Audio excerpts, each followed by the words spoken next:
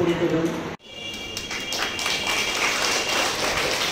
সবাই জোরে করতালি দিয়ে অনুষ্ঠানকে সাফল্য করে তুলুন।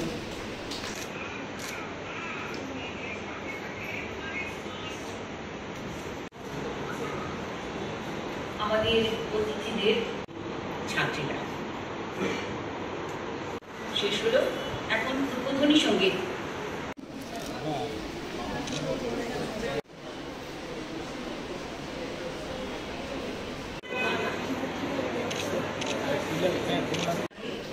এখন আমাদের সংস্থা বিভিন্ন ব্যক্তি প্রতিষ্ঠান আমাকে সমবেত করছে, খুব ভালো লাগছে যে আমাকে তারা সুন্দরভাবে গ্রহণ করেছে।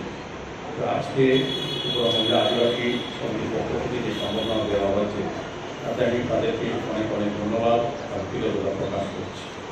খুব ভালো লাগছে, কারণ এই সমিতি যখন অনুপম মুখার্জি ছিলেন তখন দু একবার আমার সুযোগ হয়েছিল যে একটু প্রবলেম আসা, ওনার মৃত্যুর দিনও আমি উপস্থিত ছিলাম, শেষ কথা জানিয়েছিলাম মনে আছে। উনি একটা বলছেন এখানে আমাদের কোম্পানিটা, উনি একটা ব্যক্তি প্রতিষ্ঠান অনুপম মুখার্জি। উনি বিশেষ করে আমরা যতটা জানি নারী শিক্ষার ক্ষেত্রে এবং নারীদের আত্মনির্ভর করার ক্ষেত্রে তখনকার সময় একটি কঠিন কাজ ছিল। এখন যতটা সরকারি সহযোগিতা, কেন্দ্রীয় সরকারের প্রকল্প, রাজ্য সরকারের প্রকল্প বা বিভিন্নভাবে ব্যক্তিরা সচেতন হয়ে বা সমাজের দায়িত্ব নিয়ে বা কর্তৃপক্ষ সামনে রেখে যেভাবে কাজ করছেন, তখনকার সময় কিন্তু এই সমিতি অনেকটাই কঠিন ছিল।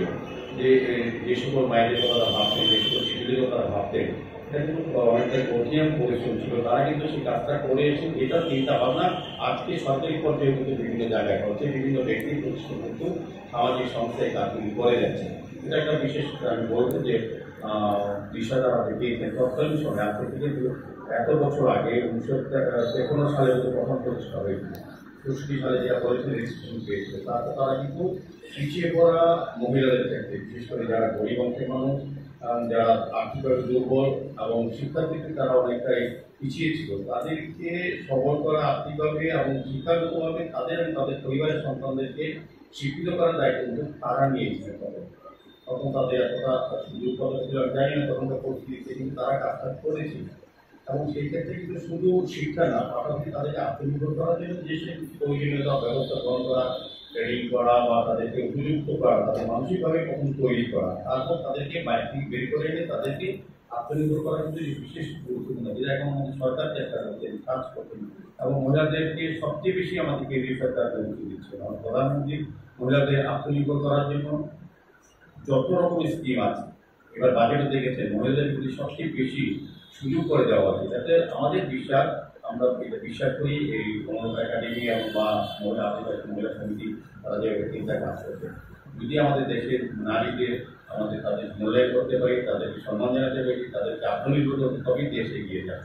কারণ নারীদের অগ্রগতির মাধ্যমেই দেশের অগ্রগতি হয়। সারা বিশ্বে দেখেন আমাদের ভারতবর্ষে প্রমাণিত। সেক্ষেত্রে আদিবাসী মহিলা সমিতি কাজ করে যাচ্ছে।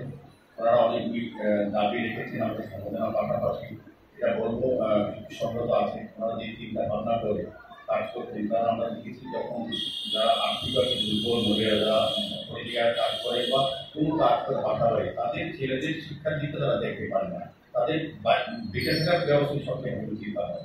এটা পাশাপাশি যদি আমরা এরকম ধরনের কোনো আবাসিক ব্যবস্থা করতে পারি, ছাত্রছাত্রীদের বা ছেলে মেয়েদের পড়াশোনা বা থাকা খাওয়ার ব্যবস্থা করতে পারি, নিশ্চয়ই অনেকটা সমাজের পক্ষে ভালো হবে।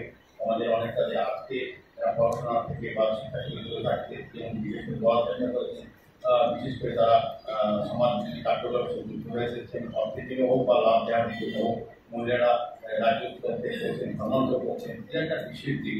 এটাকে লক্ষ্য রাখতে সমাজ শুধু সরকারি প্রকল্পগুলি বাস্তবিত করতে হলে সমাজের প্রত্যেকটা অংশ মানুষের সরকারের পাশে থেকে কাজ করতে হবে, সরকারি সহযোগিতা লাগবে। এখন যে পরিস্থিতি হচ্ছে, আপনাকে যদি কোনো কিছু ফেস করতে হয়, সেক্ষেত্রে রাষ্ট্রশক্তি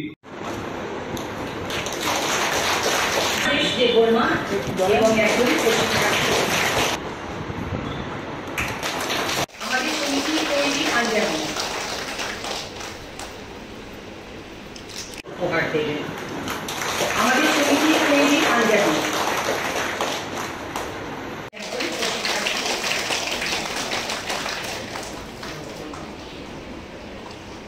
সম্বর্ধনা জ্ঞাপন করা হচ্ছে।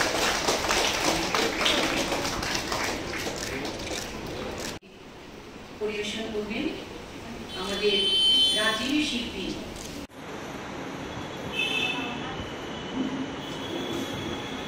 কর্পোরেটর শিখা বন্দ্যোপাধ্যায় এসে গেছেন।